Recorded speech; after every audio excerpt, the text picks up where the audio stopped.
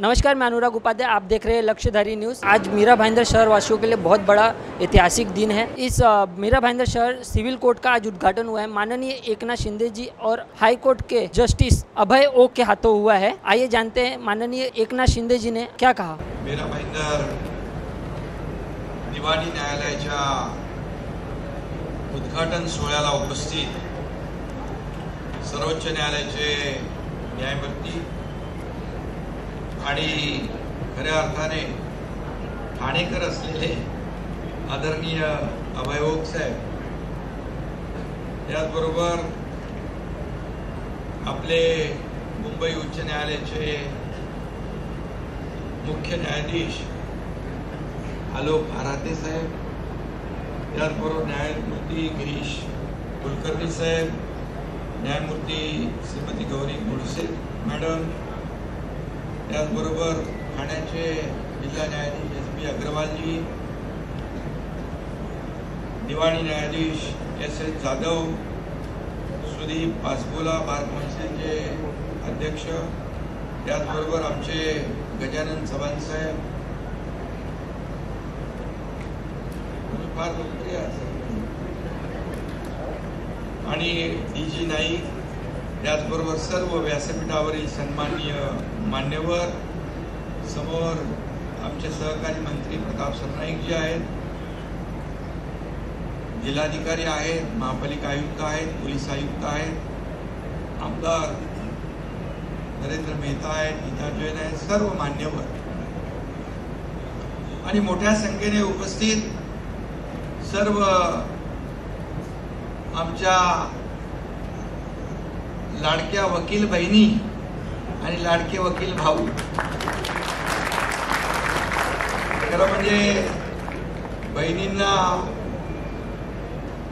आज खऱ्या अर्थाने जागतिक महिला दिन आहे, त्याच्या देखील खूप खूप शुभेच्छा देतो आणि त्यांना देखील मनापासून त्यांचे अभिनंदन करतो। आणि महिला दिनाच्या मुहूर्तावर इथं न्यायदेवतेची प्रतिष्ठापना होते आहे, याचा खूप आनंद आहे।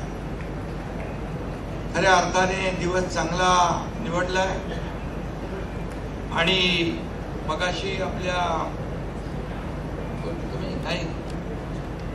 प्रवीण पाटील यांनी सांगितलं की जेव्हा 2008 मध्ये बार काउन्सिल आहे पण कोर्ट नाहीये आणि त्यावेळेस ओक साहेबांच्या बद्दल त्यांनी भाष्य केलं की ओक साहेब सुप्रीम कोर्टामध्ये आपण न्यायाधीश व्हावं। खरं म्हणजे बघा, ठाणेकर जे सांगतात ते होतं।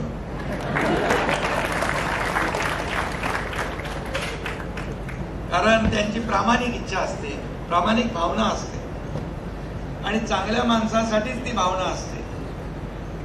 ही फक्त दगड विटांची इमारत नाही तर हे न्याय मंदिर होणार आहे।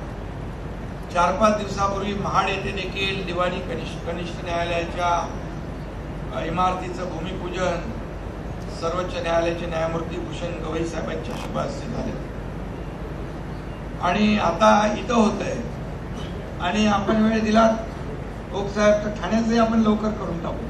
ठाण्याची इमारत कंप्लीट आहे आणि आपण अपेक्षा व्यक्त केल्याप्रमाणे सरकारने ते वेळेच्या आत पूर्ण करून टाकलेले आहे। चव्हाण साहेब बरोबर आहे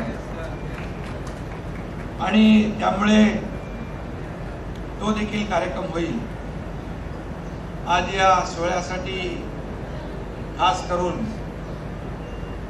अभय ओक साहेब उपस्थित आहेत आणि मी मगाशीच म्हटलं ते ठाण्याचे सुपुत्र आहेत, याचा देखील आम्हाला अभिमान आहे आणि आनंदही आहे।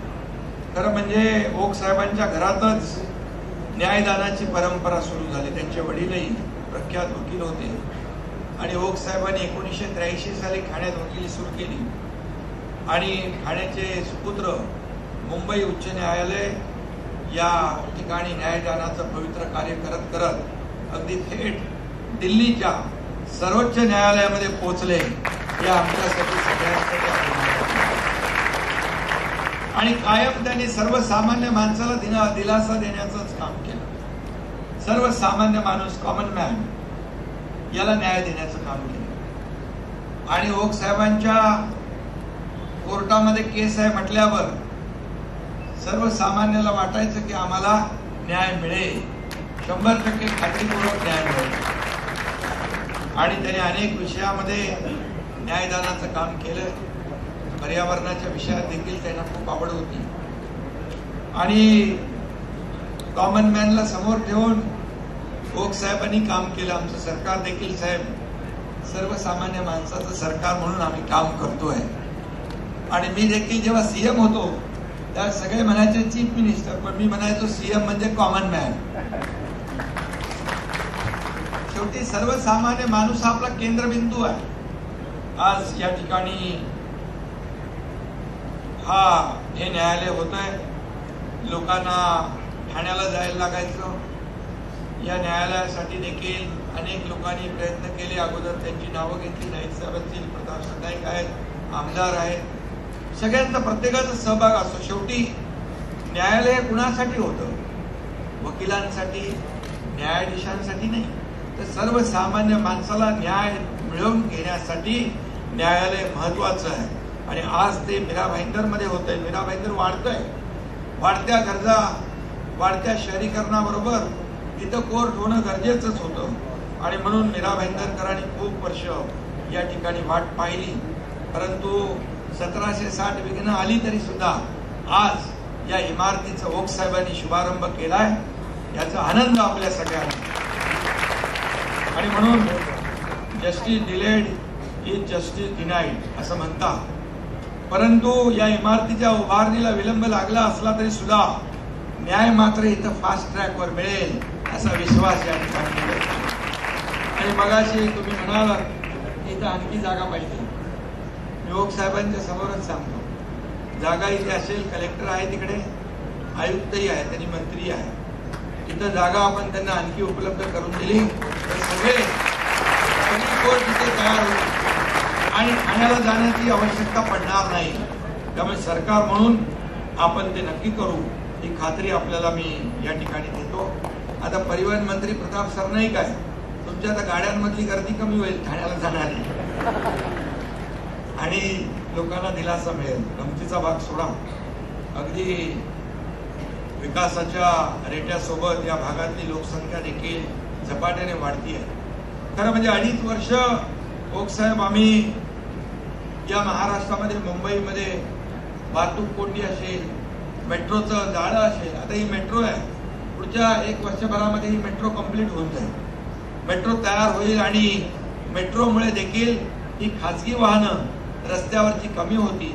आपण 337 किलोमीटरचं मेट्रोचं जाळं MMR, मुंबई MMR मध्ये आपण नेटवर्क करतो आणि यामुळे ट्रॅफिक, पब्लिक ट्रान्सपोर्ट चांगला असेल मग स्वतःच्या गाड्या लोक घेऊन येत नाही, मेट्रोमध्ये बसतात आणि नक्की याचा फायदा होईल। आम्ही युद्ध पातळीवर ते काम करतोय आणि यामध्ये शेवटी इन्फ्रास्ट्रक्चर महत्वाचं आहे, कनेक्टिव्हिटी महत्वाची आहे आणि पब्लिक ट्रान्सपोर्ट देखील महत्वाचं आहे, ते देण्याचं काम सरकार करतंय।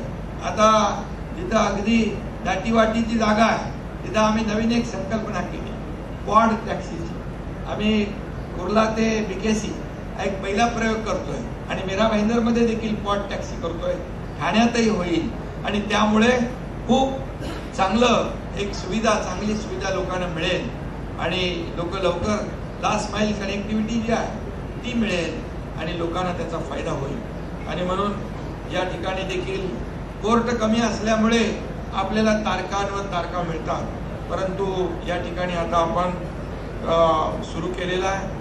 अगदी चंद्रपूर पासून बारामतीपर्यंत अनेक ठिकाणी वेगवेगळ्या स्तरावर न्यायालयांच्या इमारती उभ्या राहत आहेत। मी आपल्याला सांगू इच्छितो की मी जेव्हा मुख्यमंत्री होतो त्यावेळेस आम्ही आमच्या टीमने या ठिकाणी 32 न्यायालय सुरू केली, नवीन 17 न्यायालय त्याच्यामध्ये, आणि त्यामध्ये खूप मोठ्या प्रमाणावर पाहिलं की सेवानिवृत्त न्यायिक अधिकाऱ्यांना वैद्यकीय मदतीचा जो विषय होता तो केला, फास्ट ट्रॅक कोर्टातील पदं भरण्यास मान्यता दिली, रेग्युलर आणि आउटसोर्स करून 1100 पदांना मान्यता दिली आणि त्याचबरोबर न्यायिक अधिकाऱ्यांची 2863 अतिरिक्त पदं देखील त्यालाही मान्यता दिली आणि डिजिटायझेशन, IT आणि AI ही आता आपल्या काळाची गरज आहे. त्यावर देखील सरकार काम करते.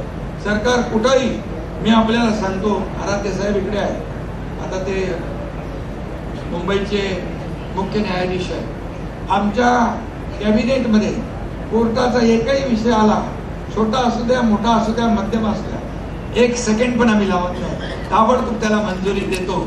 याचं कारण शेवटी हा सर्वसामान्य लोकांनाच फायदा देणारा, त्यांना सुविधा देणारा हा निर्णय असतो.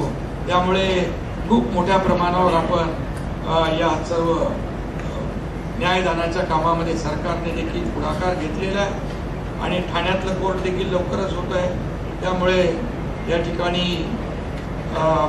ज्या आणि इथं जी जागेची मगाशी मी म्हटलं, तुम्हाला माहिती आहे कुठं आहे ना, मागेच आहे. तर आपण ती पाहून घ्या, कलेक्टर, जिल्हाधिकारी आणि मंत्री महोदय, आणि ती त्यांची जी मागणी आहे ती आपण पूर्ण करू. शेवटी इकडे ठाण्याला जाण्याचा जो वेळ आहे तो वाचेल, इंधन वाचेल, ट्रॅफिक वाचेल, लोकांना लवकर घरी जाता येईल, आपापलं काम करता येईल, घरी वेळ देता येईल, कार्यालयामध्ये इफिशियंटली काम करता येईल.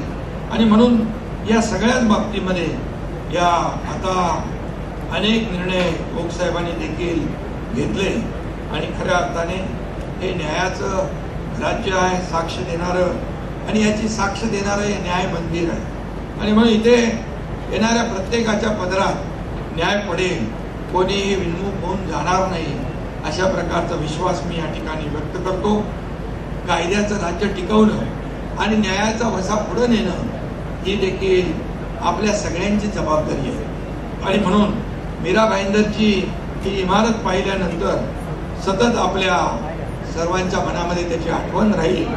आणि ओकसाहेबांना देखील मी पुन्हा एकदा मनापासून धन्यवाद देतो. मगाशी कोणी म्हणालं, कुलकर्णी साहेब, न्याय आपल्या दारी, आम्ही शासन आपल्या दारी केलं. शासन आपल्या दारी का पूर्वी लाभ होते, लाभार्थी होते, योजना होत्या, पण चक्रा मारून ते लाभ सोडून देत होते लोक. आणि म्हणून आम्ही शासन आपल्या दारी या योजनेमध्ये, या आमच्या सर्वात अतिशय फ्लॅगशिप प्रोग्राम मध्ये ओकसाहेब 5 कोटी लोकांना फायदा झाला. 5 कोटी लोकांना, अगदी छोट्या मोठ्या दाखल्यापासून अनेक निर्णय झाले. आणि तसंच आता न्याय आपल्या मीरा भाईंदरच्या लोकांच्या दारी आलेला आहे. आणि म्हणून मी आपल्या सगळ्यांना खूप खूप शुभेच्छा देतो, मनापासून आपल्याला धन्यवाद देतो. ओकसाहेबांचं पुन्हा एकदा अभिनंदन करतो. त्यांनी वेळ दिला आणि आपल्याला उपकृत करून या इमारतीचं लोकार्पण केलं. धन्यवाद. जय हिंद, जय महाराष्ट्र.